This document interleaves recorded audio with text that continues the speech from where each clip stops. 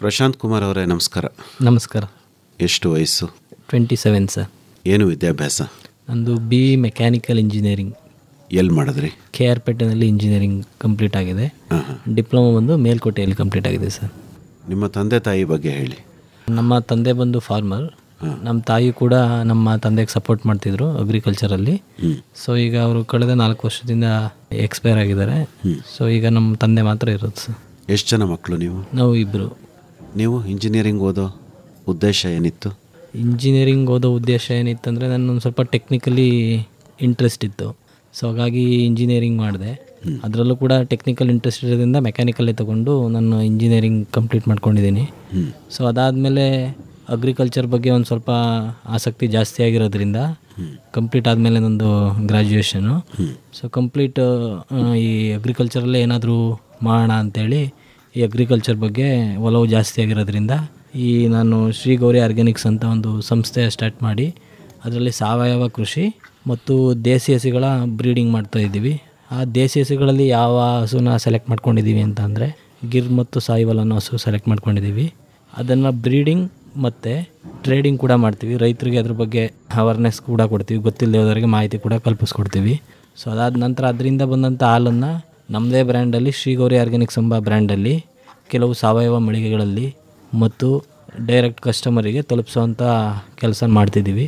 ಅದಾದ ನಂತರ ಅದರಲ್ಲಿ ಇನ್ನೊಂದಷ್ಟು ವ್ಯಾಲ್ಯೂ ಎಡಿಷನ್ ಮಾಡ್ತಿದ್ದೀವಿ. ಸೊ ವ್ಯಾಲ್ಯೂ ಎಡಿಷನ್ ಅಂತ ಬಂದರೆ ಅದರಲ್ಲಿ ಪನ್ನೀರ್ ಮಾಡೋದಾಗ್ಬೋದು, ಬಟರ್ ಎಕ್ಸ್ಟ್ರಾಕ್ಟ್ ಮಾಡೋದಾಗ್ಬೋದು ಮತ್ತು ಗೀ ಇದನ್ನು ಬಂದು ಡೈರೆಕ್ಟ್ ಕಸ್ಟಮರಿಗೆ ಕೊಡ್ತಿದ್ದೀವಿ. ನಮ್ಮದು ತುಪ್ಪ ಎಲ್ಲ ಬಂದು ಆಲ್ ಓವರ್ ಇಂಡಿಯಾಗೆ ತಲುಪಿಸೋವಂಥ ಕೆಲಸ ಮಾಡ್ತಿದ್ದೀವಿ. ಮತ್ತು ಮಿಲ್ಕ್ ಬಂದು ಸದ್ಯದಲ್ಲಿ ಮೈಸೂರಿನಲ್ಲಿ ಸಾವಯವ ಮಳಿಗೆಗಳಲ್ಲಿ ಮತ್ತು ಕೆಲವೊಂದಷ್ಟು ಏರಿಯಾಗಳಲ್ಲಿ ಅವೈಲಬಿಲಿಟಿ ಇದೆ. ಸೊ ಅದಾದ ನಂತರ ರೈತರುಗಳಿಗೆ ಸಾವಯವ ಕೃಷಿ ಮಾಡ್ತೀನಿ ಅಂತ ಇಂಟ್ರೆಸ್ಟ್ ಇರೋರಿಗೆ ನಮ್ಮದೇನಿದೆ ಅದನ್ನು ಅವರಿಗೆ ಟ್ರಾನ್ಸ್ಪರೆಂಟಾಗಿ ಇಡ್ತೀವಿ. ಅಂದರೆ ಮೀನ್ಸ್ ನಮ್ಮದು ಎಲ್ಲನೂ ತಿಳಿಸ್ಕೊಡೋವಂಥ ಪ್ರಯತ್ನ ಮಾಡ್ತೀವಿ. ಅದಕ್ಕೆ ಯಾವಾಗಲೂ ಕೂಡ ನಾವು ರೈತರಿಗೆ ಸಪೋರ್ಟ್ ಮಾಡೋದ್ರಲ್ಲೇ ಇರ್ತೀವಿ. ಯಾರಾದರೂ ಬಂದು ನಮ್ಮಲ್ಲಿ ತರಬೇತಿ ತೊಗೋಬೋದು. ಅದಕ್ಕೆ ಯಾವುದೇ ಥರದ ಚಾರ್ಜಸ್ ಇರೋಲ್ಲ. ತಿಂಗಳಿನ ಕೊನೆಯ ಭಾನುವಾರ ಬಂದು ರೈತರಿಗೆ ಅಂತಲೇ ಎತ್ತಿಟ್ಟಿರ್ತೀವಿ. ಆ ದಿನದಲ್ಲೂ ಬಂದು ರೈತರುಗಳು ಸಲಹೆ ಪಡ್ಕೋಬೋದು. ಈ ಹಸುಗಳ ಬಗ್ಗೆ ಆಗ್ಬೋದು, ನಾವೇನು ಮಾಡ್ತಿದ್ದೀವಿ, ಹೇಗೆ ಮಾಡ್ತಿದ್ದೀವಿ, ಇದನ್ನೆಲ್ಲ ನಾವು ಸಲಹೆಯನ್ನು ನೀಡ್ತೀವಿ ಸರ್. ಪ್ರಶಾಂತ್ ಕುಮಾರ್ ಅವರೇ, ನಿಮಗೆ ಎಷ್ಟು ಜಮೀನಿದೆ? ನಮಗೆ ಸುಮಾರು ಒಂದು 6 ಎಕರೆಯಷ್ಟು ಜಮೀನಿದೆ ಸರ್.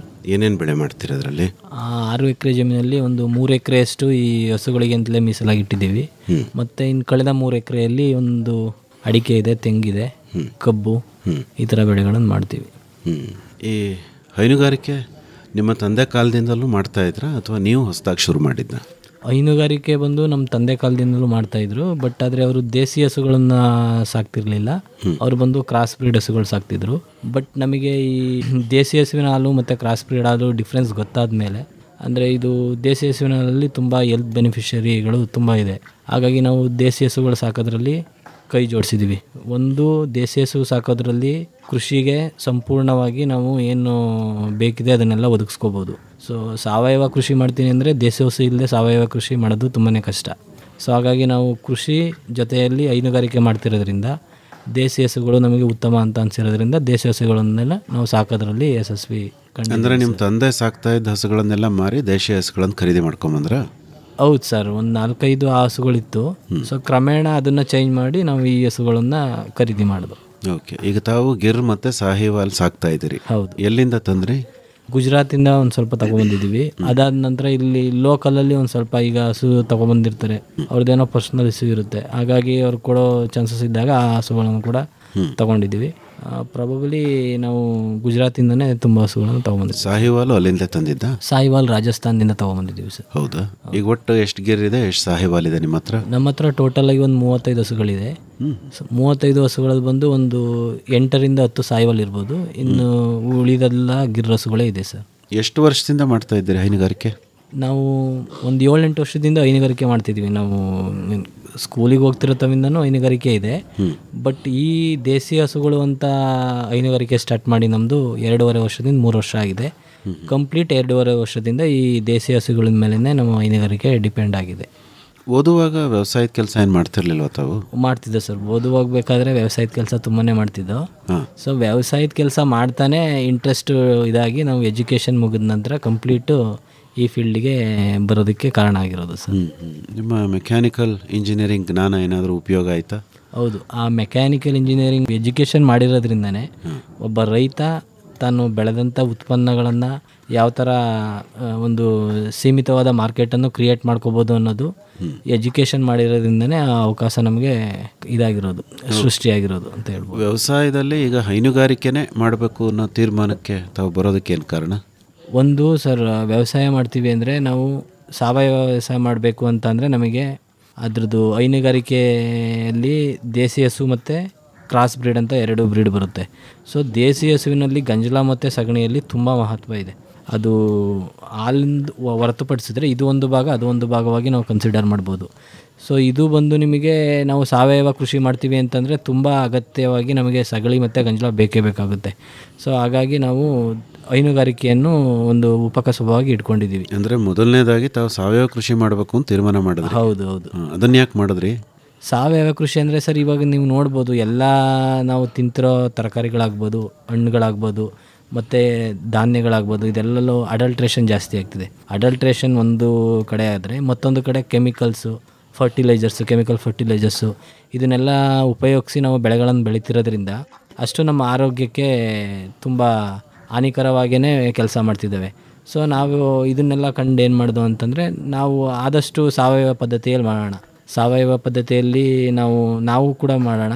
ಅಕ್ಕಪಕ್ಕದ ರೈತರುಗಳಿಗೂ ಕೂಡ ನಾವೇನು ಮಾಡ್ತಿದ್ದೀವಿ ಅದನ್ನು ಒಂದು ಸ್ವಲ್ಪ ತರಬೇತಿ ಮೂಡಿಸೋಣ ಅಂತೇಳಿ ನಾವು ಸಾವಯವ ಕೃಷಿಯಲ್ಲಿ ಅಳವಡಿಸ್ಕೊಂಡಿದ್ದೀವಿ. ಅಂದರೆ ಈಗ ನಿಮ್ಮ ಜಮೀನಿನಲ್ಲಿ ಕಳೆದ ಒಂದು 2-3 ವರ್ಷದಿಂದ ಸಾವಯವ ಕೃಷಿನೇ ಮಾಡ್ತಾ ಇರೋದು? ಕಂಪ್ಲೀಟಾಗಿ ನಾವು ಸಾವಯವ ಕೃಷಿನೇ ಮಾಡ್ತೀವಿ. ಓಕೆ. ಈಗ ತೋಟದಲ್ಲಿ ಏನೇನು ಬೆಳೆ ಇದೆ ಅಂದ್ರಿ? ತೋಟದಲ್ಲಿ ಅಡಿಕೆ ಇದೆ, ತೆಂಗಿದೆ, ಕಬ್ಬಿದೆ. ಕಬ್ಬು ತೋಟದಲ್ಲೇ ಹಾಕಿದ್ದೀರಾ? ಇಲ್ಲ, ಅದು ತೋಟ ಬಿಟ್ಟು ಸಪ್ರೇಟ್ ಇರೋದು, ಸಪ್ರೇಟ್ ಆಗಿ ಕಬ್ಬು ಬೆಳೆದಿದ್ದೀರಿ ಅಲ್ವಾ? ಈಗ ಕಬ್ಬನ್ನು ಸಾವಯವದಲ್ಲೇ ಬೆಳೀತಾ ಇರೋದು ನೀವು? ಹೌದು, ಕಬ್ಬನ್ನು ಸಾವಯವ ಬೆಳೀತಿರೋದು. ಅದಕ್ಕೆ ಅಂತಲೇ ನಾವು ವರ್ಮಿ ಕಾಂಪೋಸ್ಟ್ ಅಂತ ಮಾಡ್ಕೊಳ್ತಿದ್ದೀವಿ. ಈಗ ನಮ್ಮದು ಹಸುದು ಏನು ಬರುತ್ತೆ ಸಗಣಿ, ಇದನ್ನು ನಾವು ದೇಸಿ ಹಸುವಿನ ಸಗಣಿಯಲ್ಲಿ ಅದರದೇ ಆದ ಪ್ರಾಪರ್ಟೀಸ್ ತುಂಬಾ ಇರುತ್ತೆ compare to cross breed. So ಅದನ್ನು ಇನ್ನೂ ಎನ್ರಿಚ್ ಮಾಡಬೇಕಂತೇಳಿ ವರ್ಮಿ ಕಾಂಪೋಸ್ಟ್ ಮಾಡ್ಕೊಳ್ತಿದ್ದೀವಿ. ವರ್ಮಿ ಕಾಂಪೋಸ್ಟ್ ಏನಂದರೆ, ಅದನ್ನು ಒಂದು 3 ಮಂತ್ಸು ಕಾಂಪೋಸ್ಟ್ ಮಾಡಿ ಅದಕ್ಕೆ ಎರೆಹುಳ ಬಿಟ್ಟು ಆ ಗೊಬ್ಬರನ ಕಾಂಪೋಸ್ಟ್ ಮಾಡ್ಕೊಳ್ತೀವಿ. ಅದಾದ ನಂತರ ಇನ್ನು ಎನ್ರಿಚ್ಡ್ ವರ್ಮಿ ಕಾಂಪೋಸ್ಟ್ ಅಂತ ಮಾಡ್ತೀವಿ. 3 ತಿಂಗಳಾದ ನಂತರ ಆ ಏನು ಕಾಂಪೋಸ್ಟ್ ಆಗಿರುತ್ತೆ ಆ ಗೊಬ್ಬರನ ತೊಗೊಂಡು ಅದಕ್ಕೆ ಟ್ರೈಕೋಡರ್ಮ ಮತ್ತು ಹೊಂಗೆ ಹಿಂಡಿ, ಬೇವಿನ ಹಿಂಡಿ ಮತ್ತು ಜೀವಾಮೃತ, ನಮ್ಮ ದೇಸಿ ಹಸುವಿನಿಂದ ಮಾಡಿರೋಂಥ ಜೀವಾಮೃತ ಮತ್ತು ಗೋಕುಪಾಮೃತ, ಇದನ್ನೆಲ್ಲ ಒಂದು ಟನ್ನಿಗೆ ನಮ್ಮದೇ ಒಂದು ಏನು ಕ್ಯಾಲ್ಕುಲೇಷನ್ ಇಟ್ಕೊಂಡಿದ್ದೀವಿ. ಆ ಕ್ಯಾಲ್ಕುಲೇಷನ್ ಪ್ರಕಾರ ಮಿಕ್ಸ್ ಮಾಡಿ ಸೊ ಅದನ್ನು ನಾವು ನಮ್ಮ ಕೃಷಿಯಲ್ಲಿ ಬಳಸ್ತೀವಿ. ಮತ್ತು ಕೇಳಿದಂಥ ಸಾವಯವ ಕೃಷಿ ಮಾಡ್ತಕ್ಕಂಥ ರೈತರುಗಳಿಗೂ ಕೂಡ ನಾವು ಎರೆಹುಳು ವರ್ಮಿ ಕಾಂಪೋಸ್ಟ್ನ ಸಪ್ಲೈ ಮಾಡ್ಕೊಳ್ತೀವಿ ಸರ್. ಗಂಜಲ ಏನು ಮಾಡ್ತೀರಿ? ಗಂಜಲನ್ನು ಕೂಡ ನಾವು ಜೀವಾಮೃತಕ್ಕೆ ಉಪಯೋಗಿಸ್ತೀವಿ. ಮತ್ತು ಅತಿ ಹೆಚ್ಚು ಗಂಜಲವನ್ನು ನಾವು ಗೋವಾರ್ಕವಾಗಿ ಮಾಡ್ತೀವಿ. ಅದು ಕ್ಯಾನ್ಸರಿಗೆ ತುಂಬ ಏನು ರೆಡ್ಯೂಸಿಂಗ್ ಇದಾಗಿ. ಅರ್ಕ ಮಾಡೋಕ್ಕೆ ಏನು ವ್ಯವಸ್ಥೆ?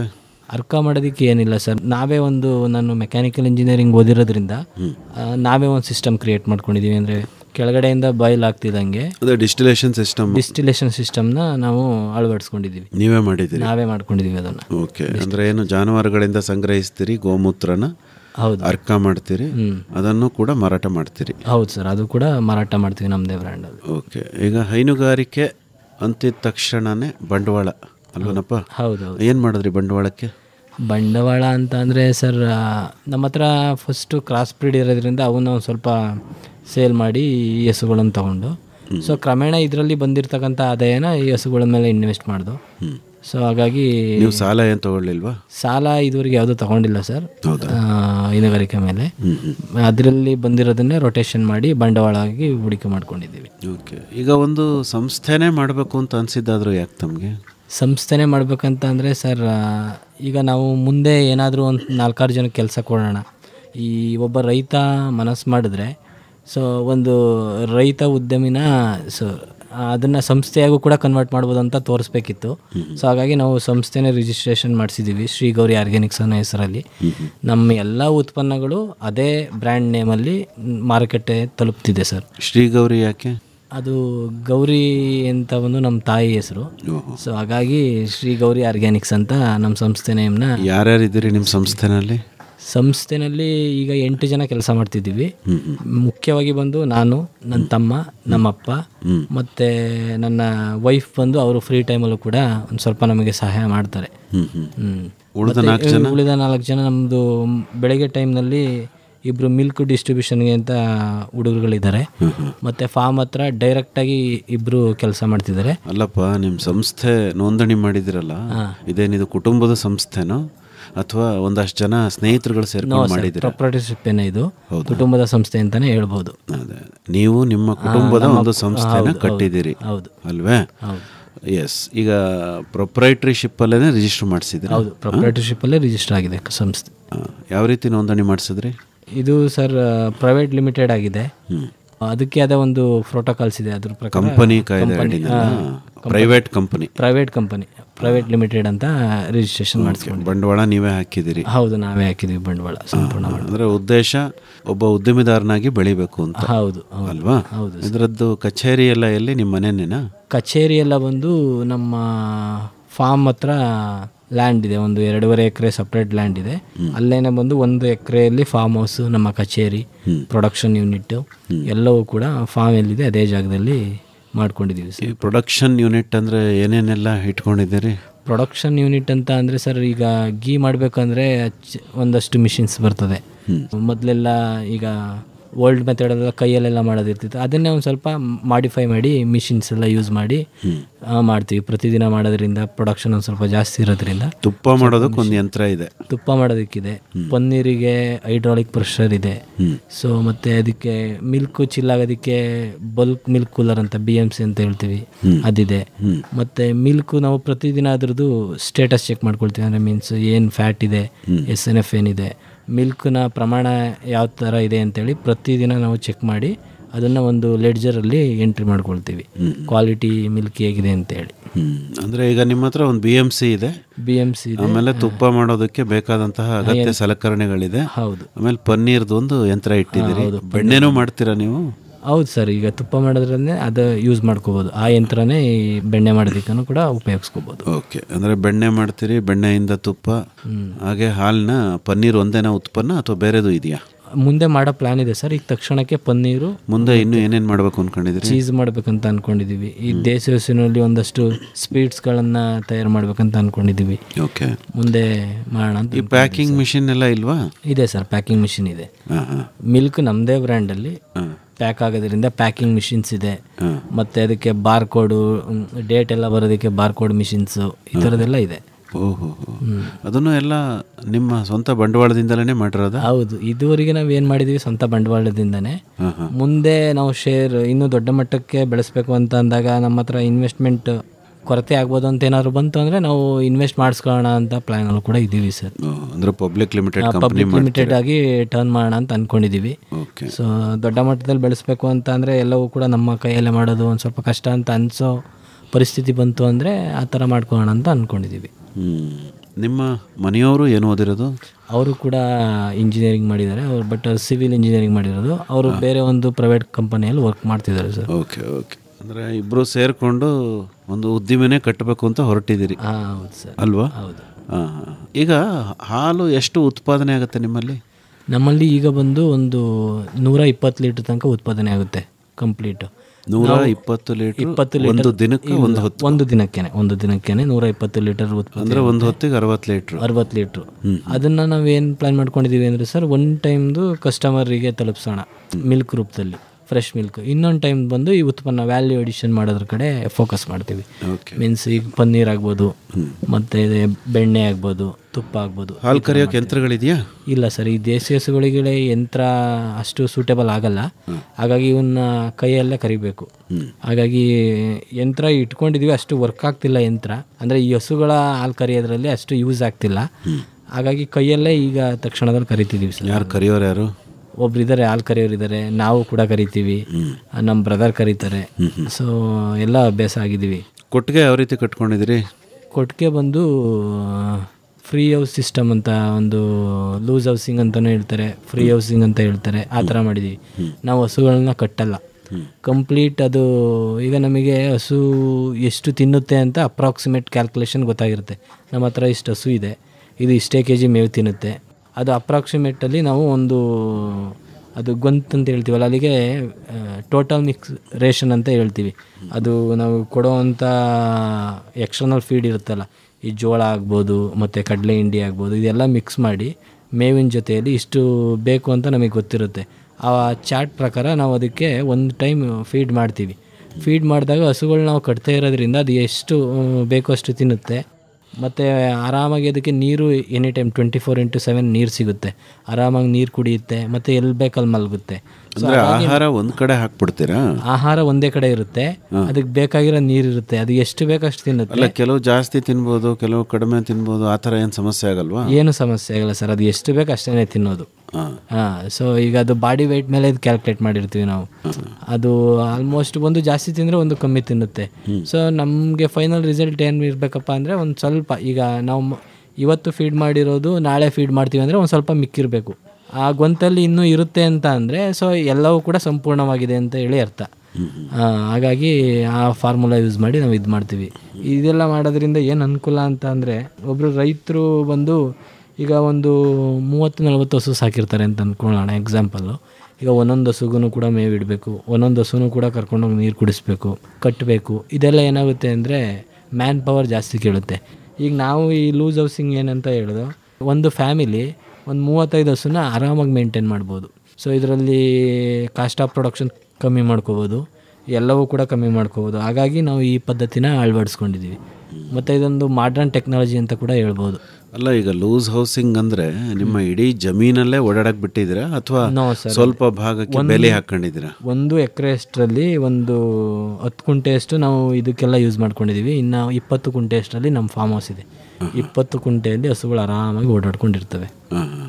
ಅಲ್ಲಿ ಮೇಯುವಂಥ ಜಾಗ, ಓಡಾಡೋ ಜಾಗದಲ್ಲಿ ಏನು ಮರಗಿಡಗಳನ್ನು ಬೆಳೆಸ್ಕೊಂಡಿದ್ದೀರಾ? ಹೌದು, ಸುತ್ತಲೂ ಬಂದು ಅಡಿಕೆ ಗಿಡಗಳಲ್ಲಿ ಹಾಕಿದ್ದೀವಿ. ಅದು ತುಂಬ ದೊಡ್ಡದಾಗಿದೆ. ಈಗ ಅದಕ್ಕೆ ನೆರಳು ಕೂಡ ಬರುತ್ತೆ, ನಮಗೆ ಎಕ್ಸ್ಟ್ರಾ ಇನ್ಕಮ್ ರೂಪದಲ್ಲೂ ಕೂಡ ಸಹಾಯ ಮಾಡುತ್ತೆ.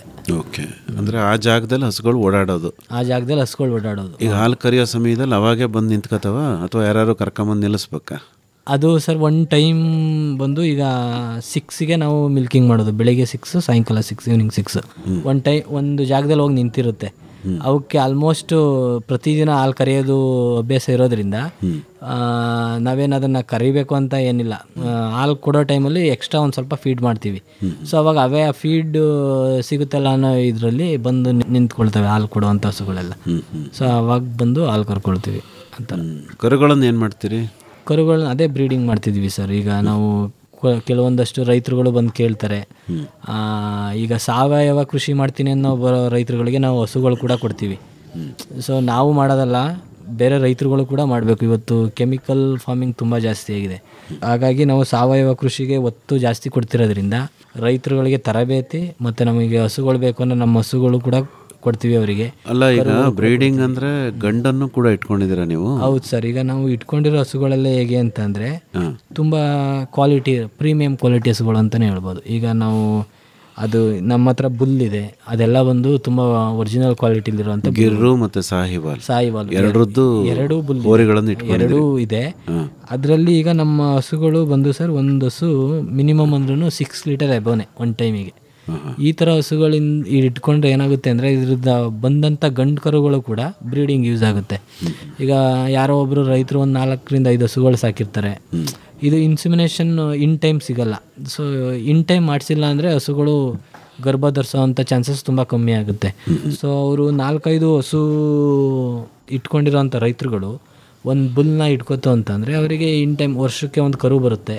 ಮತ್ತು ಹೈನುಗಾರಿಕೆ ಅವ್ರಿಗೆ ಲಾಸ್ ಆಗೋಲ್ಲ. ಸೊ ಈಗ ಹೈನುಗಾರಿಕೆ ಅಂತಂದರೆ ಅದು ನಾವು ದೇಸಿನೇ ಆಗಲಿ ಇಲ್ಲ ನಾವು ಈ ಕ್ರಾಸ್ ಬ್ರೀಡ್ ಹಸುಗಳೇ ಆಗಲಿ, ವರ್ಷಕ್ಕೆ ಒಂದು ಕರು ಬಂದರೆ ಹೈನುಗಾರಿಕೆ ಯಶಸ್ವಿ ಕಾಣುತ್ತೆ. ಗಿರ್ರಲ್ಲಿ ಗರ್ಭಧಾರಣೆನೇ ಕಷ್ಟ ಅಂತ ಹೇಳ್ತಾರಲ್ಲ? ಇಲ್ಲ, ತಪ್ಪು. ಅದು ಈ ಥರ ಬುಲ್ಲು ಯಾರು ಉಪಯೋಗಿಸಲ್ಲ, ಗೂಳಿ ಯಾರು ಉಪಯೋಗಿಸಲ್ಲ, ಅವರಿಗೆ ಈ ಥರ ಅನ್ನಿಸ್ಬೋದು ಹಸು ಗರ್ಭ ಕಟ್ಟೋದೇ ಕಷ್ಟ ಅಂತ ಅನ್ನಿಸ್ಬೋದು. ಈಗ ನಮ್ಮ ಹಸುಗಳೆಲ್ಲ ಬಂದು 13 ತಿಂಗಳಿಗೆಲ್ಲ ಒಂದೊಂದು ಕರು ಕೊಡುತ್ತೆ. ಸೊ ಹಾಗಾಗಿ ನಾವು ಬ್ರೀಡಿಂಗ್ ಮಾಡೋದಂದರೆ ಗಂಡು ಕರುಗಳು ಕೂಡ ಕೊಡ್ತೀವಿ. ಓಕೆ. ಅಂದರೆ ಒಳ್ಳೆ ಈಗ ನಿಮ್ಮಲ್ಲಿ ಗೂಳಿನ ಏನು ಇಟ್ಕೊಂಡಿದ್ದೀರಲ್ಲ ಅದನ್ನು ಬದಲಾಯಿಸ್ತೀರಾ ಅಥವಾ ಅದೇ ಗೂಳಿನ? ಹೌದು, ಬದಲಾಯಿಸ್ಬೇಕು ಸರ್. ಅದು ಏನು ಮಾಡ್ಬೇಕಂತಂದರೆ 2 ಇಯರ್ಸ್ ಒಂದ್ಸಲ ಬದಲಾಯಿಸ್ಬೇಕು. ನಾವೇನು ಮಾಡ್ತೀವಿ ಅಂದರೆ ಸರ್, ನಮ್ದು ಅದೊಂದು ಪ್ರೀಮಿಯಂ ಕ್ವಾಲಿಟಿ ಇದೆ, ಅಂದರೆ ತುಂಬ ಕ್ವಾಲಿಟಿ ಇರೋ ಬುಲ್ನ ಇಟ್ಕೊಂಡಿದ್ದೀವಿ. ಅದನ್ನು ಒಂದು ಬುಲ್ಲನ್ನು ಮಾತ್ರ ಚೇಂಜ್ ಮಾಡಲ್ಲ. ಅಂದರೆ ಮೀನ್ಸ್ ಈಗ ಒಂದಷ್ಟು ಹಳೆ ಹಸುಗಳಿರ್ತಾವಲ್ಲ ಅದಕ್ಕೆ ಮಾತ್ರ ಯೂಸ್ ಮಾಡ್ಕೊಳ್ತೀವಿ. ಅದರಿಂದ ಬಂದಿರೋಂಥ ಕರುಗಳಿಗೆ ಇನ್ನೊಂದು ಬುಲ್ಲನ್ನು ಯೂಸ್ ಮಾಡ್ತೀವಿ. ಸೊ ಅವಾಗ ಇನ್ಬ್ರೀಡಿಂಗ್ ಆಗಲ್ಲ. ಇನ್ಬ್ರೀಡಿಂಗ್ ಆಗದೆ ಇರೋದ್ರಿಂದ ಈ ಥರ ಮಾಡ್ಕೊಳ್ತೀವಿ. ಅಂದರೆ 2 ಬುಲ್ ಇದೆ ನಿಮ್ಮ ಹತ್ರ? 2 ಬುಲ್ ಇದೆ.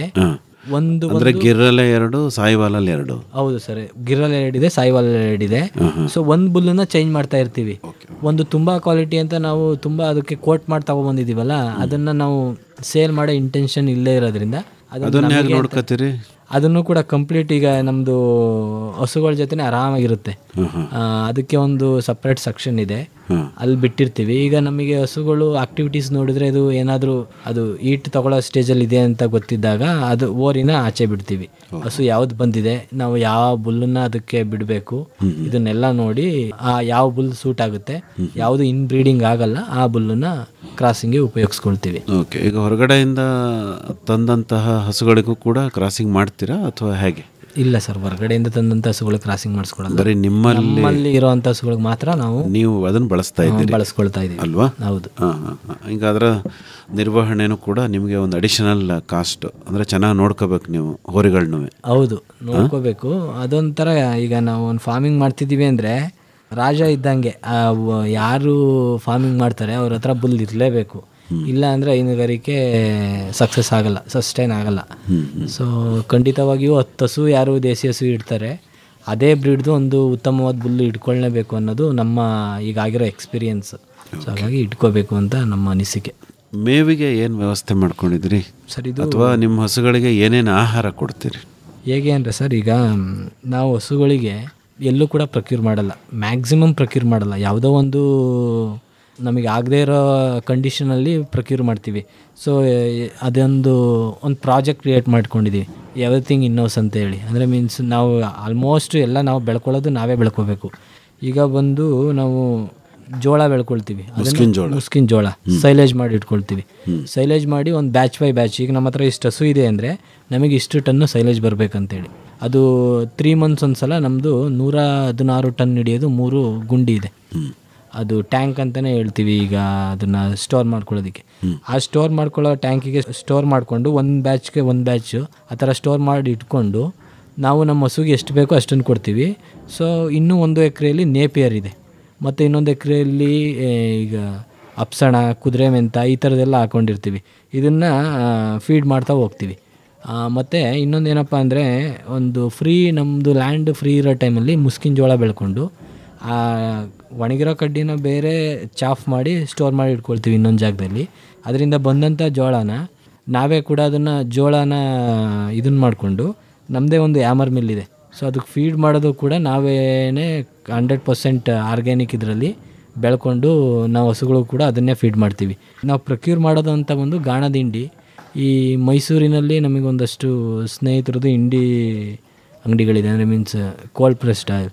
ಅವ್ರದ್ದು ಒಂದು 4-5 ಗಾಣದ ಅಂಗಡಿಗಳಿಂದ ಹಿಂಡಿನ ಪ್ರಕ್ಯೂರ್ ಮಾಡ್ತೀವಿ. ಯಾವ್ಯಾವ ಹಿಂಡಿ ತರ್ತೀರಿ? ನಾವು ಜಾಸ್ತಿ ಉಪಯೋಗಿಸೋದೆ ಕೊಬ್ಬರಿ ಹಿಂಡಿ, ಕಡಲೆ ಹಿಂಡಿ ಸರ್. ಮತ್ತು ಇನ್ನು ಜೋಳದ ನುಚ್ಚು ಬಂದು ನಮ್ಮ ಹತ್ರನೇ ಇದೆ, ನಾವೇ ಇದು ಮಾಡ್ತೀವಿ. ಆ ಜೋಳದ ನುಚ್ಚು ನಾವು ಕೂಡ ಉಪಯೋಗಿಸ್ಕೊಳ್ತೀವಿ. ಸಮ್ಟೈಮ್ಸ್ ಬೇಕು ಅಂತ ರೈತರುಗಳು ಕೇಳಿದರೆ ಡೈರೆಕ್ಟಾಗಿ ರೈತರುಗಳಿಗೂ ಕೂಡ ಜೋಳದ ನುಚ್ಚನ್ನು ಕೊಡ್ತೀವಿ. ನಮ್ಮದೇ ಅದು ಕೂಡ ಪ್ಯಾಕಿಂಗ್ ಆಗೇನೆ ಒಂದು ಪ್ಯಾಕಿಂಗ್ ಯೂನಿಟ್ ಥರನೇ ಅದನ್ನು ಕೂಡ ಇಟ್ಕೊಂಡಿದ್ದೀವಿ. ನಾವೇ ಒಂದು ಚೀಲಕ್ಕೆ 50 kg ಚೀಲಕ್ಕೆ ಲೋಡ್ ಮಾಡಿ ಸ್ಟಿಚಿಂಗ್ ಮಿಷಿನ ಸ್ಟಿಚಿಂಗ್ ಮಾಡಿ ಬೇಕು ಅಂದರೆ ರೈತರುಗಳಿಗೂ ಕೂಡ ಅದನ್ನು ಕೂಡ ಕೊಡ್ತೀವಿ ಸರ್. ಅಂದರೆ ಮೇವಿನ ದೃಷ್ಟಿಯಲ್ಲಿ ಸ್ವಾವಲಂಬಿಗಳು ನೀವು? ಹೌದು. ಈ ಭತ್ತದ ಹುಲ್ಲು, ರಾಗಿ ಹುಲ್ಲು ಇಂಥವನ್ನೇನು ಹಾಕಲ್ವೇನಪ್ಪ ನಿಮ್ಮ? ರಾಗಿ ಹುಲ್ಲನ್ನ ಸರ್ ಒಂದು ಸಲ ಇದನ್ನು ಮಾಡ್ತೀವಿ. ಭತ್ತದ ಹುಲ್ಲು ಹಾಕೋದು ಅಷ್ಟೊಂದು ಸೂಕ್ತ ಅಲ್ಲ ಹಸುಗಳಿಗೆ. ಈ ದೇಸಿ ಹಸುಗಳಿಗೆ ರಾಗಿ ಹುಲ್ಲು ಹಾಕಬೇಕು. ರಾಗಿ ಹುಲ್ಲು ಫೈಬರ್ ಕಂಟೆಂಟ್ ತುಂಬ ಚೆನ್ನಾಗಿರುತ್ತೆ. ಹಾಗಾಗಿ ರಾಗಿ ಹುಲ್ಲನ್ನ ನಾವು ಒಂದು ಸಲ ಈಗ ರೈತರುಗಳಲ್ಲಿ ಅಕ್ಕಪಕ್ಕ ರೈತರುಗಳು ಬೆಳೆದಿರ್ತಾರಲ್ಲ, ಸ್ಟೋರ್ ಮಾಡಿ ಇಟ್ಕೊಳ್ತೀವಿ. ಒಂದು ಸ್ವಲ್ಪ 1 time ರಾಗಿ ಹುಲ್ಲು ಕೂಡ ಫೀಡ್ ಮಾಡ್ತೀವಿ. ಹೌದಾ? ಹೌದು. ಹಸಿರು ಮೇವು ಅಂದ್ರೆ ನೇಪಿಯರ್ ಅಷ್ಟೇನಾ? ನೇಪಿಯರ್ ಇದೆ. ಮತ್ತೆ ಒಂದೊಂದ್ಸಲ ಈ ಮುಸ್ಕಿನ ಜೋಳದ ಕಡ್ಡಿ ಹೇಳಿದ್ರಲ್ಲ, ಅದನ್ನು ಕೂಡ ನೇಪಿಯರ್ ಶಾರ್ಟೇಜ್ ಆದಾಗ ಅದನ್ನು ಕೊಡ್ತೀವಿ. ಸೊ ಬ್ಯಾಕಪ್ಪಿಗೆ ಅಂತ ಸೈಲೇಜ್ ಇರುತ್ತಲ್ಲ, ಸೈಲೇಜು ಇದನ್ನು ರಾಗಿ ಹುಲ್ಲು ಇದನ್ನು ಮಿಕ್ಸ್ ಮಾಡಿ. ಮೇವಿನ ಮರಗಳನ್ನ ಏನಾದ್ರು ಬೆಳ್ಕೊಂಡಿದ್ದೀರಾ? ಅಗಸೆ, ನುಗ್ಗೆ? ಅಗಸೆ ಇದೆ ಸರ್, ನುಗ್ಗೆ ಇಲ್ಲ, ಅಗಸೆ ಒಂದು ಸ್ವಲ್ಪ ಇದೆ, ಒಂದು 100 ಮರದಷ್ಟು. ಕೊಡ್ತೀರಾ? ಹೌದು ಹೌದು, ಅಗಸೆ ಸೊಪ್ಪು ಕೊಡ್ತೀರಿ? ಹೌದು. ವಿಶೇಷವಾಗಿ ಇನ್ನೇನು ಆಹಾರ ಕೊಡ್ತೀರಿ ನಿಮ್ಮ ಹಸುಗಳಿಗೆ? ಇಷ್ಟೇನೆ ಸರ್ ವಿಶೇಷವಾಗಿ ಅಂತ ಇದೇನಿದೆ. ಹಿಂಡಿ ಕೊಡ್ತೀರಲ್ಲ, ಹಿಂಡಿ ಜೊತೆಗೆ ಏನಾದರೂ ಮಾಮೂಲಿ ಎಲ್ಲರೂ ಕೊಡ್ತಾರಲ್ಲ ವಿಟಮಿನ್ ಪೌಡ್ರು, ಕ್ಯಾಲ್ಶಿಯಮ್ಮು, ಅದನ್ನೆಲ್ಲ ಏನಾದರೂ ತಿನ್ನಿಸ್ತೀರಾ ಇಲ್ವಾ? ಇಲ್ಲ ಸರ್, ಒಂದೊಂದು ಸಲ ಈಗ ಪ್ರೆಗ್ನೆಂಟ್ ಹಸು ಇರುತ್ತೆ, ಅದು ತುಂಬ ಲ್ಯಾಕ್ಟೇಷನ್ ಆಗಿದೆ ಅಂದರೆ ಅದಕ್ಕೆ ಪ್ರೋಟೀನ್ ಪೌಡ್ರು ಕೊಡ್ತೀವಿ. ಅಂದರೆ ಅದರ ಒಂದು ಸ್ವಲ್ಪ ಬಾಡಿಯಲ್ಲಿ ಎನರ್ಜಿ ಒಂದು ಸ್ವಲ್ಪ ಕಮ್ಮಿ ಆಗಿರುತ್ತೆ ಅಂತೇಳಿ. ಈ ಹಸುಗಳಿಗೆ ನಾವು ಯಾವುದೇ ಥರದ ಹಾರ್ಮೋನ್ಸ್ಗಳನ್ನ ಬೂಸ್ಟ್ ಮಾಡದೇ ಇರೋದ್ರಿಂದ, ಅಂದರೆ ಮೀನ್ಸ್ ನಾವು ಹಸುಗಳಿಗೆ ಯಾವುದೇ ಪ್ರೆಷರ್ ಕೊಡಲ್ಲ ಹಾಲೇ ಕೊಡಬೇಕು ಅಂತ ಹೇಳಿ. ಹಾಗಾಗಿ ಅದರಲ್ಲಿ ಯಾವುದೇ ಥರದ್ದು ಕ್ಯಾಲ್ಸಿಯಂ ಆಗಲಿ, ಹಸುವಿನ ಬಾಡಿಯಲ್ಲಿ ಏನೇನು ಕಂಟೆಂಟ್ ಇರುತ್ತೆ, ಅಂದರೆ ಅದು ದೇಹ ನಿರ್ವಹಣೆಗೆ ಅಂತಲೇ ಏನೇನಿರುತ್ತೆ ಅದೇನು ರೆಡ್ಯೂಸ್ ಆಗಲ್ಲ. ಸೊ ಈಗ ನಮ್ಮ ಹಸುಗಳು 10 ಕರು ಹಾಕಿರೋ ಹಸುಗಳು ಇದ್ದಾವೆ. ಸೊ 10 ಕರು ಹಾಕಿದ್ರು ಕೂಡ ಹೆಲ್ತಿಯಾಗಿದ್ದಾವೆ. ಸೊ ಯಾವ ಹಸು ಈಗ ನಮಗೆ ಗೊತ್ತಾಗುತ್ತೆ ಯಾವ ಹಸು ಒಂದು ಸ್ವಲ್ಪ ಇದಕ್ಕೆ ಏನೋ ಅಡಿಷನಲಿ ಬೇಕು ಅಂತ. ಸೊ ಆ ಹಸುಗಳಿಗೆ ಮಾತ್ರ ಇದು ಮಾಡ್ಕೊಳ್ತೀವಿ. ಮತ್ತು ಎಲ್ಲ ಹಸುಗಳಿಗೆ ಯಾವುದೇ ಮಿನರಲ್ ಮಿಕ್ಸ್ಚರ್ಸ್ ಆಗಲಿ ಏನು ಕೊಡಲ್ಲ.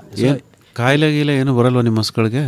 ಕಾಯಿಲೆ ಬರುತ್ತೆ ಸರ್, ಬಂದ್ರೂ ನಾವು 3 ಮಂತ್ಸಿಗೆ ಒಂದ್ಸಲ ವ್ಯಾಕ್ಸಿನೇಷನ್ ಆಗುತ್ತೆ. FMD ಮತ್ತು ಇದು ಲಂಪಿ ಸ್ಕಿನ್ ಡಿಸೀಸ್ದು, ಇವೆರಡು ವ್ಯಾಕ್ಸಿನೇಷನ್ ಮಾಡ್ಕೊಳ್ತೀವಿ. ಇಫ್ ಇನ್ ಕೇಸ್ ಬಂದ್ರೂ ನಮಗೆ ಬೇಸಿಕ್ ಟ್ರೀಟ್ಮೆಂಟ್ ಗೊತ್ತಿರೋದ್ರಿಂದ ನಾವೇ ಮಾಡ್ಕೊಳ್ತೀವಿ. ಏನು ಗೊತ್ತಿದೆ ನಿಮಗೆ ಬೇಸಿಕ್ ಟ್ರೀಟ್ಮೆಂಟು? ಈಗ ಏನಾದರೂ ಜ್ವರ ಬಂತು ಅಂತ ಅಂದರೆ ಅದಕ್ಕೆ ಏನು ಕೊಡಬೇಕು, ಆಲ್ಮೋಸ್ಟ್ ನಾವು ಈಗ ಆಯುರ್ವೇದಿಕ್ ಪದ್ಧತಿಯಲ್ಲೇ ಅದಕ್ಕೊಂದು ಸ್ವಲ್ಪ ತಿಳ್ಕೊಂಡಿದ್ದೀವಿ.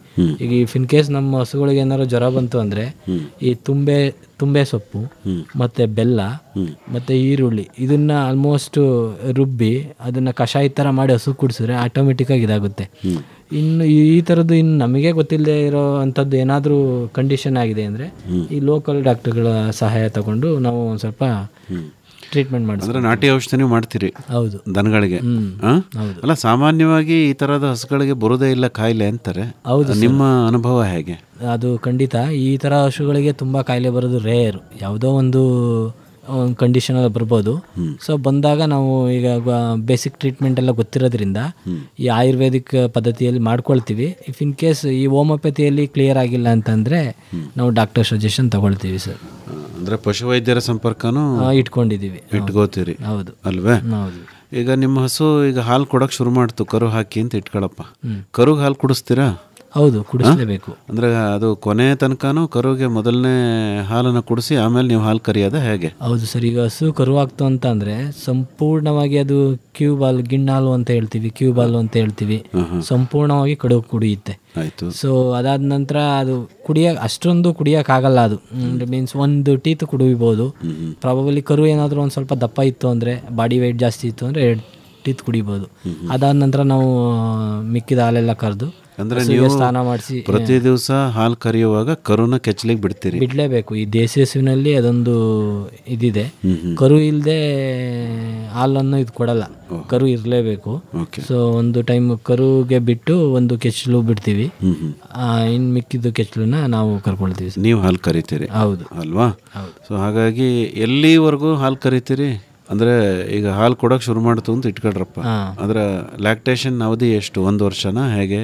ಅದು ಸರ್ ಈಗ 13 ತಿಂಗಳಿಗೆ ಗರ್ಭ ಆಗುತ್ತೆ. 13 ತಿಂಗಳಿಗೆ ಒಂದೊಂದು ಕರು ಕೊಡುತ್ತೆ. ಅದು ಏನಾಗುತ್ತೆ ಅಂದರೆ 48 ಡೇಸಿಗೆ ಆಲ್ಮೋಸ್ಟ್ ಇದು ಏನು ಇದ್ರ ಪ್ರಕಾರ ಈಟಿಗೆ ಬರುತ್ತೆ. ಮತ್ತೆ ಒಂದ್ಸಲ ಅದು ಈಟಿಗೆ ಬರುತ್ತೆ. ಅದನ್ನು ನಾವು ಸ್ಕಿಪ್ ಮಾಡ್ತೀವಿ. 3 ಮಂತ್ಸ್ ತನಕ ನಾವು ಬುಲ್ ಜೊತೆ ಅದನ್ನು ಸೇರೋದಕ್ಕೆ ಬಿಡಲ್ಲ. 3 ಮಂತ್ಸ್ ಆದಮೇಲೆ ಬಿಡ್ತೀವಿ. ಅದು ಒಂದೊಂದು ಈ 90% ಏನಾಗುತ್ತೆ ಅಂದರೆ ಬುಲ್ ಕ್ರಾಸ್ ಮಾಡಿದ್ದು ಒಂದೇ ಸಲಗೆ ಹಸು ನಿಲ್ಲೋ ಚಾನ್ಸಸ್ ಇರ್ಬೋದು, ಗರ್ಭ ಧರಿಸೋ ಚಾನ್ಸಸ್ ಇರ್ಬೋದು. ಸಮ್ಟೈಮ್ಸ್ ಇನ್ನೊಂದು ಸಲ ತಗೊಳ್ಳೋ ಅಂಥ ಚಾನ್ಸಸ್ ಇರ್ಬೋದು. ಅದನ್ನೆಲ್ಲ ನೋಡಿ ನಾವು ಮತ್ತೆ ಈಗ ಬುಲ್ ಆರ್ಟಿಫಿಷಿಯಲ್ ಇನ್ಸಿಮೇಷನ್ ಯೂಸ್ ಮಾಡದೇ ಇರೋದ್ರಿಂದ, ನಾವು ಬುಲ್ನ ಬಳಸ್ತಾ ಇರೋದ್ರಿಂದ ನಮಗೆ 90% ಅಂತೂ ರಿಸಲ್ಟ್ ಇದೆ. ಸೊ ಹಾಗಾಗಿ ನಮಗೆ ಒಂದು 3 ಮಂತ್ಸ್ ಆದ ನಂತರ ನಾವು ಅದು ಹಸು ಈಟಿಗೆ ಬಂದಿರೋದು ನೋಡಿ ಬುಲ್ ಜೊತೆ ಸೇರೋದಕ್ಕೆ ಬಿಡ್ತೀವಿ. ಆವಾಗ ವರ್ಷಕ್ಕೆ 12 ತಿಂಗಳಿಗೆ ಮ್ಯಾಕ್ಸಿಮಮ್ ಅಂದರೆ 13 ತಿಂಗಳಿಗೆಲ್ಲ ನಮಗೆ ಒಂದೊಂದು ಕರುಗಳು ಬರುತ್ತೆ ಮತ್ತೆ ಗರ್ಭ ಧರಿಸಿ. ಅದೇಪ್ಪ 7ನೇ ತಿಂಗಳು ಇನ್ನೇನು ಕರು ಹಾಕೋಕ್ಕೆ 7 ಅಥವಾ 8ನೇ ತಿಂಗಳಿಗೆ ಹಾಲು ನಿಲ್ಲಿಸ್ಬಿಡ್ತೀರಾ? ಇಲ್ಲ ಸರ್, ಇದು ಕೊನೆ ತನಕ ಕರಿತಲೇ ಇರ್ತೀರಾ? 4 ತಿಂಗಳಿಗೇನೆ ಹಸು ಹಾಲನ್ನ ಕೊಡೋದನ್ನ ಸ್ಟಾಪ್ ಮಾಡುತ್ತೆ. ಯಾವುದೋ ಒಂದೊಂದು ಹಸು ಕೊಡುತ್ತೆ. 4 ಮ್ಯಾಕ್ಸಿಮಮ್ ಅಂದರೆ 5 ತಿಂಗಳು. ನಾವು ಕೂಡ ಅದಕ್ಕೆ ರೆಸ್ಟ್ ಬೇಕು ಅಂತೇಳಿ ಮಿನಿಮಮ್ 3 ತಿಂಗಳು ರೆಸ್ಟ್ ಕೊಡ್ತೀವಿ ಹಸುಗೆ. ಸೊ ಈ ದೇಸಿ ಹಸುಗಳೇ ಅಷ್ಟೇ, ಒಂದೊಂದು ಹಸುಗಳು ಬಂದು ನಿಮಗೆ 2 ತಿಂಗಳಿಗೇನೆ ಹಾಲು ಸ್ಟಾಪ್ ಆಗಿಬಿಡುತ್ತೆ. ಯಾವುದೋ ಒಂದು ಹಸು 4 ತಿಂಗಳು 5 ತಿಂಗಳು ಈ ಥರ ಕೊಡೋದು. ಸೊ ಹಾಗಾಗಿ ನಾವು ಅದು ಕೊಟ್ಟರು ಕೂಡ ನಾವು 5 ತಿಂಗಳಿಗೆ ಸ್ಟಾಪ್ ಮಾಡ್ತೀವಿ. 4.5ಯಿಂದ 5 ತಿಂಗಳಿಗೆಲ್ಲ ಹಾಲನ್ನೆಲ್ಲ ಸ್ಟಾಪ್ ಮಾಡಿ ಧರಿಸಿದ ಮೇಲೆ 5 ತಿಂಗಳವರೆಗೂ ಹಾಲು ಕರಿತೀರಿ. ಹೌದು. ಆಮೇಲೆ ಒಂದು 3 ತಿಂಗಳು ಗ್ಯಾಪ್ ಇರುತ್ತಾ? ಹೌದು ಸರ್, 3 ತಿಂಗಳು ಗ್ಯಾಪ್ ಇರುತ್ತೆ. ಒಂದೊಂದು ಹಸುಗಳು ಬಂದು 4-5 ತಿಂಗಳು ಗ್ಯಾಪ್ ಆಗುತ್ತೆ. ಅದೇ ಅಲೋ ಮಾಡ್ಕೊಡಲ್ಲ. ಸೊ ಆ ಹಸುಗಳು ನಾವೇನು ಇದನ್ನ ಮಾಡಲ್ಲ. 2 ತಿಂಗಳು 3 ತಿಂಗಳು ಇದ್ದಾಗ ಯಾವುದು ಅಲೋ ಮಾಡುತ್ತೆ ಅದನ್ನು ಮಾತ್ರ 5 ತಿಂಗಳು ತನಕ ಇದನ್ನ ಮಾಡ್ತೀವಿ. ಯಾವುದು ಹಾಲು ಕೊಡೋದಕ್ಕೆ ಇಷ್ಟಪಡಲ್ಲ ಅದನ್ನು ನಾವೇನು ಯಾವಾಗ ಸ್ಟಾಪ್ ಮಾಡ್ತೀವಿ, ಅದಕ್ಕೆ ಯಾವಾಗ ಕೊಡಲ್ಲ ಆವಾಗಲೇ ಕೂಡ. ಈಗ ನಿಮ್ಮ ಹತ್ರ ಇರೋದು 30 ಹಸು ಅಲ್ವಾ? ಹೌದು ಸರ್. ಸರಾಸರಿ 120 ಲೀಟ್ರು ಹಾಲು ಸಿಗುತ್ತೆ ಅಂತ ಹೇಳ್ತಾ ಇದ್ದೀರಿ ದಿನಕ್ಕೆ ನೀವು? ಹಾಂ ಸರ್, ಈಗ ನಮ್ಮ ಹತ್ರ ಟೋಟಲ್ 35 ಹಸು ಇದೆ. 35 ಹಸು ಇದೆ. ಅದಕ್ಕೆ ನಾವೊಂದು ಇದನ್ನ ಮಾಡ್ಕೊಂಡಿದ್ದೀವಿ ಸರ್. ಈಗ 35 ಹಸು ಇದೆ ಅಂತಂದರೆ ಈಗ ನಾವು ಈ ಮಂತಲ್ಲಿ 2 ಹಸು ಸ್ಟಾಪ್ ಮಾಡ್ತೀವಿ ಅಂತಂದರೆ, ಸೊ ನೆಕ್ಸ್ಟ್ ಮಂತಲ್ಲಿ 1 ಹಸು ಇಲ್ಲ 2 ಹಸು ಕರು ಹಾಕಬೇಕು. ಸೊ ಆ ಥರ ಪ್ಲ್ಯಾನ್ ಮಾಡ್ಕೊಂಡಿದ್ದೀವಿ. ಈಗ ಸರಾಸರಿ ಅಂತ ಹೇಳೋದಕ್ಕಾಗಿಲ್ಲ ಅಂದ್ರೂ ಒಂದು 5ರಿಂದ 10 ಲೀಟ್ರ್ ಹೆಚ್ಚು ಕಮ್ಮಿ ಆ ಥರ ನಮಗೆ ಮಿಲ್ಕ್ ಬರಬೇಕು. ಆ ಥರ ಪ್ಲ್ಯಾನ್ ಮಾಡಿಕೊಂಡು ಹೈನುಗಾರಿಕೆ ಮಾಡ್ತಿದ್ದೀವಿ. ಆದಾಯದಲ್ಲಿ ಇದ್ದೀರಾ? ಇದ್ದೀವಿ ಸರ್. ನಮ್ಮದು ಆದಾಯದಲ್ಲಿ ಇದ್ದೀವಿ ಅಂತ ಈಗ ಏನು ಧಾರಣೆಗೆ ಮಾರ್ತೀರಿ? 80 ರೂಪಾಯಲ್ಲಿ ನಾವು ಪ್ರತಿ ಲೀಟರ್ MRP ಇದು ಮಾಡಿಕೊಂಡು ಪ್ರತಿ ಲೀಟರ್ 80 ರೂಪಾಯಲ್ಲಿ ಕೊಡ್ತಿದ್ದೀವಿ. ತುಪ್ಪ ಬಂದು ಯಾರಿಗೆ ಮಾರ್ತೀರಿ? ಡೈರೆಕ್ಟ್ ಕಸ್ಟಮರಿಗೆ ಹೋಗುತ್ತೆ ಸರ್. ಈಗ ನೋಡಿ ನಮ್ಮದು ಮೈಸೂರಲ್ಲಿ ಇರೋದ್ರಿಂದ ಡೈರೆಕ್ಟ್ ಕಸ್ಟಮರಿಂದ ಒಬ್ಬರಿಗೆ ಇದಾಗ್ತಿದೆ. ಮತ್ತು ಸಾವಯವ ಮಳಿಗೆಗಳಲ್ಲಿ ಇರೋದ್ರಿಂದ ಈಗ ದೇಸಿ ಹಸುವಿನ ಹಾಲೇ ಬೇಕು ಅನ್ನೋ ಇರ್ತಾರೆ, ಅವರು ತಗೊಳ್ತಿದ್ದಾರೆ. ತುಪ್ಪ ಎಷ್ಟು ಅಂದರೆ 1 kg 2,000ದಲ್ಲಿ ಕೊಡ್ತಿದ್ದೀವಿ. ಮಾರಾಟ ಆಗ್ತಿದೆಯಾ? ಮಾರಾಟ ಆಗ್ತಿದೆ. ತುಂಬಾನೇ. ಬೆಣ್ಣೆ ಏನು ಧಾರಣೆಗೆ ಮಾರ್ತೀರಿ? ಬೆಣ್ಣೆನ 1,200 ರೂಪಾಯಿ 1 kg ಆ ಥರದಲ್ಲಿ ಕೊಡ್ತಿದ್ದೀವಿ. ಹೌದಾ? ಅಂದರೆ ಪ್ಯಾಕಿಂಗ್ ಎಲ್ಲ ನೀಟಾಗಿ ಮಾಡಿ ಕೊಡ್ತೀರಾ? ಬೆಣ್ಣೆ ಬಂದು 1/2 ಕಪ್ ಲೀಟರ್ ಪ್ಯಾಕ್ ಮಾಡ್ತೀವಿ. ಗೀ ಬಂದು ಗ್ಲಾಸ್ ಬಾಟಲ್ ಪ್ಯಾಕ್ ಮಾಡಿ ಅದಕ್ಕೆ ಲೇಬಲಿಂಗ್ ಎಲ್ಲ ಮಾಡಿ ಕಳಿಸ್ಕೊಡ್ತೀವಿ. ಓಕೆ. ಮತ್ತು ಬೇರೆ ಉತ್ಪನ್ನಗಳು ಏನು ನೀವು ಮಾಡ್ತಾ ಇದ್ದೀರಲ್ಲ ಅದಕ್ಕೆಲ್ಲ ತರಬೇತಿ ಎಲ್ಲ ಎಲ್ಲಿ ತಗೊಂಡ್ರಿ? ತರಬೇತಿ ಸರ್, ಈಗ ಒಂದಷ್ಟು ನಾವು ಹಸುಗಳೆಲ್ಲ ತರೋದಕ್ಕೆ ಗುಜರಾತಲ್ಲಿ ಹೋಗ್ತಿದ್ದೀವಲ್ಲ, ಅಲ್ಲಿ ಈ ಥರ ತುಂಬ ಬ್ರೀಡಿಂಗ್ ಸೆಂಟರ್ಗಳೇ ಇದೆ. ಅವರು ಈ ಥರ ಫ್ರೀ ಆಫ್ ಕಾಸ್ಟಲ್ಲಿ ತರಬೇತಿಗಳು ಕೊಡ್ತಾರೆ. ಅಲ್ಲೊಂದಷ್ಟು ತಿಳ್ಕೊಂಡಿದ್ದೀವಿ. ಮತ್ತು ಇನ್ನು ನಮ್ಮ ಕರ್ನಾಟಕದಲ್ಲೇ ತುಂಬ ಜನ ಮಾಡಿದ್ದಾರೆ. ಸೊ ಅವ್ರ ಹತ್ರ ಎಲ್ಲ ಗೊತ್ತಿರೋರ ಹತ್ರ ಒಂದು ಸ್ವಲ್ಪ ಕೇಳಿ ಮತ್ತು ನಾವು ಒಂದು ಸ್ವಲ್ಪ ಆನ್ಲೈನಲ್ಲೆಲ್ಲ ನೋಡಿ ತರಬೇತಿನ ತೊಗೊಂಡಿದ್ದೀವಿ. ಈಗ ಬೆಣ್ಣೆ ಮಾಡೋದು ಹೇಗೆ, ಪನ್ನೀರ್ ಮಾಡೋದು ಹೇಗೆ, ಇದನ್ನೆಲ್ಲ ತರಬೇತಿ ತಗೊಂಡಿದ್ದೀರಿ? ಹೌದು ಸರ್. ಹೌದಾ? ಅಂದರೆ ಗುಣಮಟ್ಟ ಚೆನ್ನಾಗಿರ್ಬೇಕಲ್ಲ? ಹೌದು. FSSAI ಲೈಸೆನ್ಸ್ ಇದೆಯಾ? ಇದೆ ಸರ್, ಮಾಡಿಸ್ಕೊಂಡಿದ್ದೀರಿ. FSSAI ಲೈಸೆನ್ಸ್ ಇದೆ, ಆರ್ಗ್ಯಾನಿಕ್ ಲೈಸೆನ್ಸ್ ಇದೆ, ಜೈವಿಕ್ ಭಾರತ್ ಆರ್ಗ್ಯಾನಿಕ್ ಸರ್ಟಿಫಿಕೇಶನ್ ಆಗಿದೆ, ಎಲ್ಲವೂ ಕೂಡ ಸರ್ಟಿಫಿಕೇಶನ್ ಆಗಿದೆ. ಆಯ್ತರಪ್ಪ. ಈಗ ಆದಾಯದಲ್ಲಿ ಇದ್ದೀನಿ ಅಂತಂದ್ರಿ, ಎಷ್ಟು ಆದಾಯ ಮಾಡ್ತಿರ್ಬೋದು ಸರ್? ಈಗ ನಾನು ಒಬ್ಬ ರೈತ ಆಗಿ ಈಗ ನಾನು ಮಾಡಿರೋ ಅಂತ ಈಗ ನಾವು ಎಷ್ಟು ಹಾಲು ಬರುತ್ತಿದೆ, ಎಷ್ಟು ನಾವು ಸೇಲ್ ಮಾಡ್ತಿದ್ದೀವಿ, ಇದನ್ನು ನಾನೊಬ್ಬ ರೈತನಾಗಿ ನೋಡಿದ್ರೆ ಸುಮಾರು 1.5 ಲಕ್ಷ ಆದಾಯ ಇದೆ. ಸೊ ನಾನು ಈಗ ಕಂಪ್ನಿ ರೀತಿಯಲ್ಲಿ ನೋಡ್ತಿರೋದ್ರಿಂದ ಈಗ ನಾನು ಏನಾದರೂ ಒಂದು ಈವೆಂಟ್ಸ್ ಮಾಡಬೇಕು, ನಾವೊಂದು ಮಾರ್ಕೆಟಿಂಗ್ ಮಾಡಬೇಕು, ಅದೆಲ್ಲ ಸುಮ್ಮನೆ ಆಗಲ್ಲ, ಒಂದಷ್ಟು ಎಕ್ಸ್ಪೆನ್ಸ್ ಆಗುತ್ತಲ್ಲ. ಸೊ ಹಾಗಾಗಿ ನಾವು ಅದರಲ್ಲಿ ಬರೋದ್ರಲ್ಲಿ 50% ನಾವು ಕಂಪ್ನಿ ಡೆವಲಪ್ಮೆಂಟಿಗೆ ಅಂತಲೇ ಬಳಸ್ತಿದ್ದೀವಿ. ಇನ್ನು 50% ನಮ್ಮದು ಏನಿದೆ ಅದಕ್ಕೆ ಯೂಸ್ ಮಾಡ್ಕೊಳ್ತೀವಿ. ಓಕೆ. ಅಂದರೆ ಪ್ರಾಡಕ್ಟ್ ಪ್ರಮೋಷನ್ ಆಗ್ಬೋದು, ಮತ್ತು ನಮ್ಮ ಬ್ರ್ಯಾಂಡಿಂಗ್ ಇರ್ಬೋದು, ಈ ಥರದಕ್ಕೆಲ್ಲ ಒಂದು ಸ್ವಲ್ಪ ಅಮೌಂಟು ಖರ್ಚಾಗೇ ಆಗುತ್ತೆ. ಸೊ ಅದಕ್ಕೆ ಒಂದು ಸ್ವಲ್ಪ ನಾವು ಅಮೌಂಟನ್ನ ಅದರಲ್ಲಿ ಬರೋದ್ರಲ್ಲಿ ಟರ್ನ್ ಮಾಡ್ಕೊಳ್ತೀವಿ. ಇನ್ನು ಮಿಕ್ಕಿದ್ದನ್ನು ನಾವು ಏನಿದೆ ನಮ್ಮ ಇದರಲ್ಲಿ ಉಪಯೋಗಿಸ್ಕೊಳ್ತೀವಿ. ಓಕೆ. ಅಂದರೆ ಈಗ ನಿಮ್ಮ ಪ್ರಕಾರ ಹೈನುಗಾರಿಕೆ ಲಾಭದಾಯಕ ಇದೆ ಸರ್? ಲಾಭದಾಯಕ ಹೈನುಗಾರಿಕೆ. ಒಂದಷ್ಟು ಜನ ಏನು ಮಾಡ್ತಾರೆ ಅಂತಂದರೆ ಹೈನುಗಾರಿಕೆ ಲಾಭದಾಯಕ ಇಲ್ಲ ಅಂತ ಏನಕ್ಕೆ ಅಂತಾರೆ ಅಂದರೆ, ಹೈನುಗಾರಿಕೆ ಮಾಡೋರು ಖಂಡಿತವಾಗಿ ಕೃಷಿ ಮಾಡಬೇಕು. ಒಂದೇ ಹೈನುಗಾರಿಕೆನೇ ಮಾಡ್ತೀನಿ ಅಂದರೆ ಅದು ಲಾಭದಾಯಕ ಇರ್ಬೋದು, ಬಟ್ ಅವರು ಅಗತ್ಯತೆ ಏನು ಅಂದ್ಕೊಂಡಿರ್ತಾರೆ ಹೈನುಗಾರಿಕೆಯಲ್ಲಿ ಇಷ್ಟೊಂದು ನಾವು ತಗೋಬೋದು ಅಂತ ಅಷ್ಟೊಂದು ಎಕ್ಸ್ಪೆಕ್ಟೇಷನ್ ಮಾಡೋಕ್ಕಾಗಲ್ಲ. ಏನಕ್ಕೆ ಅಂತಂದರೆ ಈಗ ಹಸು ತರ್ತಾರೆ, ಎಲ್ಲನೂ ಬೇರೆ ಕಡೆಯಿಂದ ಪ್ರೊಕ್ಯೂರ್ ಮಾಡ್ತಾರೆ. ಸೊ ಅವಾಗ ಅವರಿಗೆ ಆದಾಯದ ಮೂಲಗಳು ಕಮ್ಮಿ ಆಗ್ತವೆ. ಸೊ ಹಸುವಿನಿಂದ ಹಾಲು ಅವ್ರು ಕರೆದು ಸಂಪಾದನೆ ಮಾಡಿದ್ದೆಲ್ಲ ಬೇರೆ ಕಡೆ ಟರ್ನ್ ಆಗ್ತಿರುತ್ತೆ ಅಮೌಂಟು. ಸೊ ಯಾರ್ಯಾರೆಲ್ಲ ಹೈನುಗಾರಿಕೆ ಮಾಡ್ತಾರೆ ಅವರೆಲ್ಲ ಆದಷ್ಟು ನಾನು ಹೇಳ್ದಾಗೆ ಅವರೇ ಕೂಡ ಡೆವಲಪ್ ಮಾಡ್ಕೊಳ್ಳೋ ಥರ ಇರಬೇಕು. ಅದಕ್ಕೆ ಹಾಕೋ ಮೇವಿರ್ಬೋದು, ತಿಂಡಿ ಕೊಡೋದಿರ್ಬೋದು, ಮ್ಯಾಕ್ಸಿಮಮ್ ಎಲ್ಲವೂ ಕೂಡ ಮಾಡ್ತೀವಿ ಅಂತ ಹೇಳೋಕ್ಕಾಗಲ್ಲ. ಮ್ಯಾಕ್ಸಿಮಮ್ ಪ್ರಮಾಣದಲ್ಲಿ ನಾವು ಮಾಡ್ತಾ ಹೋದರೆ ಸೊ ಆದಾಯದ ಪ್ರಮಾಣನ ಜಾಸ್ತಿ ಮಾಡ್ತಾ ಹೋಗ್ಬೋದು.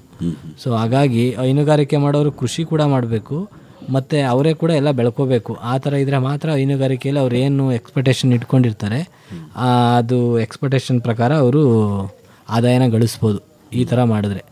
ಮುಂದಿನ ಆಲೋಚನೆಗಳೇನು, ಯಾವ ರೀತಿ ಬೆಳೆಸಬೇಕು ಅಂದ್ಕೊಂಡಿದ್ದೀರಿ ನಿಮ್ಮ ಕಂಪ್ನಿನ? ಮುಂದಿನ ಆಲೋಚನೆ ಅಂದರೆ ಸರ್, ಈಗ ನಮ್ಮದು ಮಿಲ್ಕೆಲ್ಲ ಬಂದು ಜಸ್ಟ್ ಮೈಸೂರಲ್ಲಿದೆ.